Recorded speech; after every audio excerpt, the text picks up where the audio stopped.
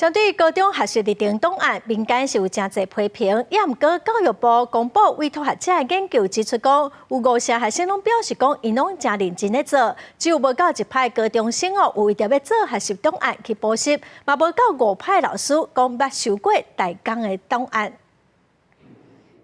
100科目课纲已经第6年，不过逐年拢有高中生对学习特定档案不满。台大教授林国明让2档，搁在进行全国性问卷调查，78间高中超过2800个高中生内底，有5成学生拢讲真主动咧做课程学习成果。研究分析显示，社会认知的弱势背景学生做学习档案的积极甲满意程度，比优势背景学生更加悬。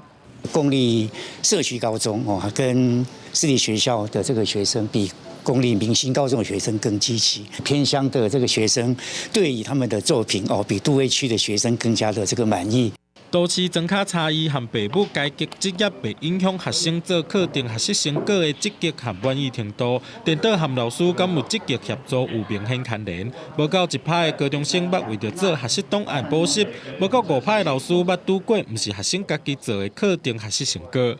补有没有用呢？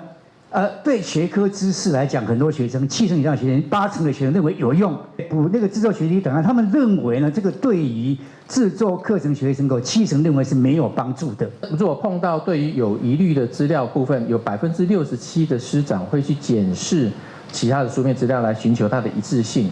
那也有63%的师长会在面试的时候做确认。哈。 这几年，常常有人咧反映讲，学生做学习档案的压力太大。林国明讲，是因为多数的学生要是甲大部分的时间用伫学科，若到家计算倒免逐科拢做，选择有兴趣的科目去做就好，会当降低学生的压力和负担。记者综合报道。